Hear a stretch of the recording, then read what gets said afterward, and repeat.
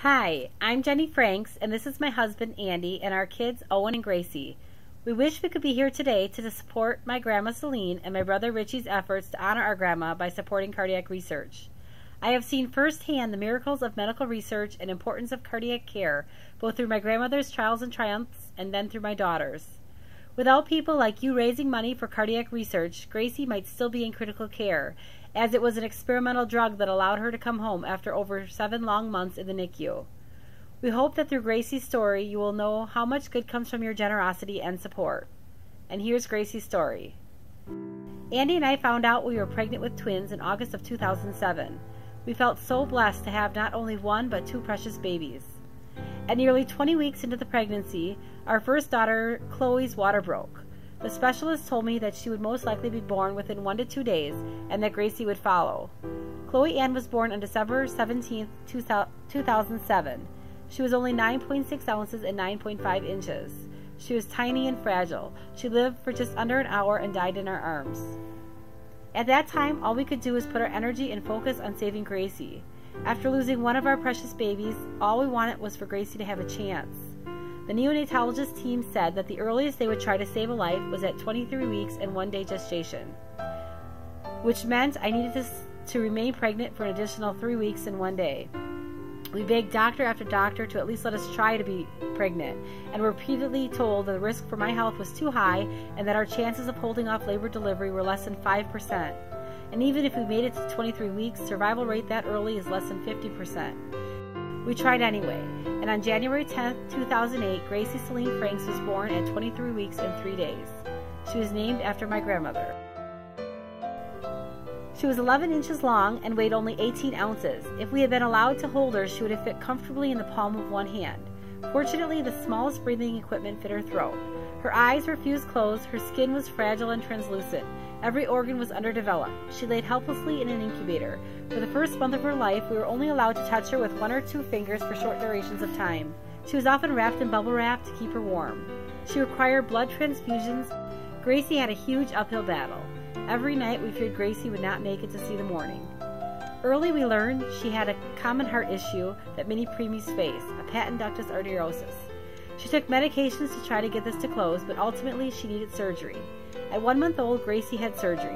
The day before her surgery, we were finally allowed to hold her for the first time. During surgery, the surgeon made a small cut in her back between her ribs. He pushed her lung out of the way and placed a titanium clip on the valve that was open. It was unfathomable to imagine surgery on someone so little. She was only 2 pounds, but Gracie did well. Gracie had a long journey in the hospital, and we sat by her crib every day. There were many days we weren't so sure she would ever make it home. We felt so helpless as Gracie lay day after day fighting for her life. All we could do was hope and pray. We reminded ourselves that Gracie had already faced so many battles and that she already significantly beaten the odds. In fact, she faced as many odds that premature babies face. Brain bleeds, skin deterioration, apnea, underdeveloped lungs, retinopathy, compromised kidney functioning, pneumonia, developmental delays, risk for cerebral palsy, feeding issues, and so on.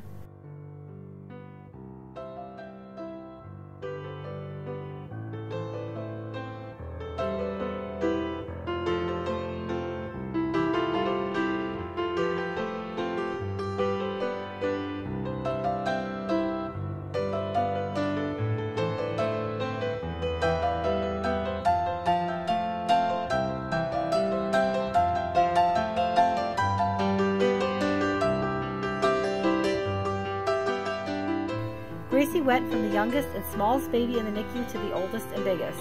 After months in the NICU, she was still, however, having difficulty breathing on her own.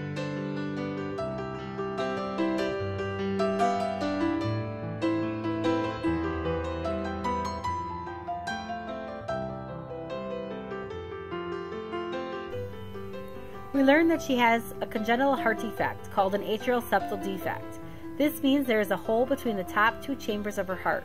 This normally closes shortly after birth. As a result of it not closing, the right side of her heart is strained. We learned she has significant pulmonary hypertension, and the 2 issues were exacerbating each other. And to make matters more complicated, she also has tracheobronchial malacia, meaning a floppy airway. There were different surgical options, none of which seemed great.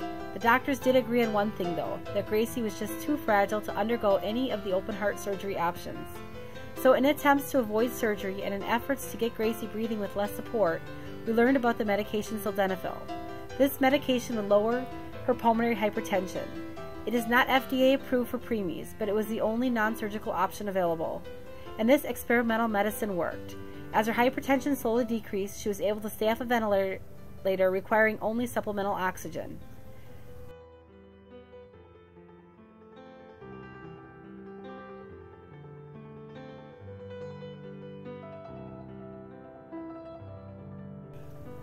And finally, after 221 nights in the NICU, Gracie came home in August of 2008.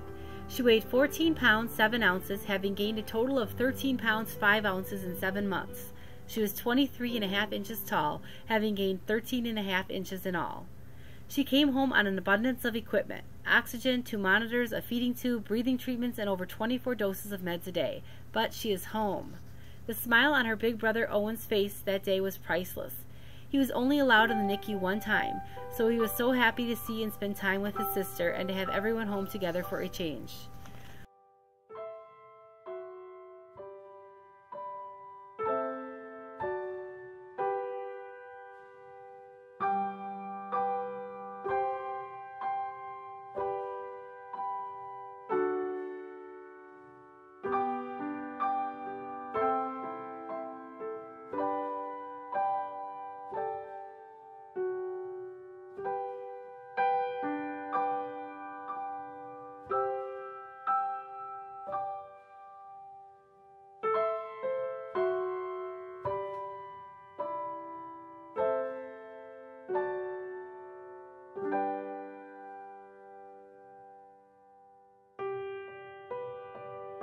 We have learned so much this past year. We've practically had to become nurses, and it feels like we have a small pharmacy in our own house.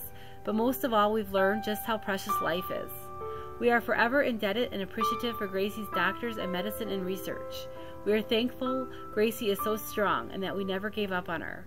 She is now 15 months old and a very happy little girl with smiles that could melt your heart. Developmentally, she is well behind and still requires a constant supply of oxygen and many medications.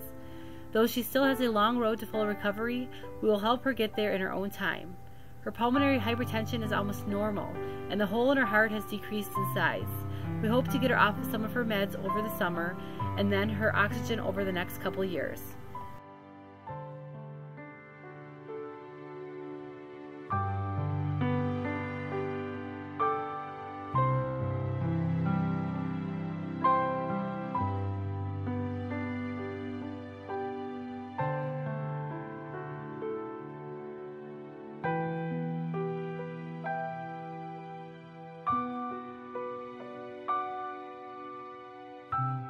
Gracie is indeed a miracle.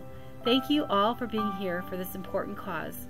Heart disease is serious, but with more research and funding, more families can be helped and more miracles can be made. Hopefully next year our family will be there too, to join you, my grandma Celine, and my brother Richie.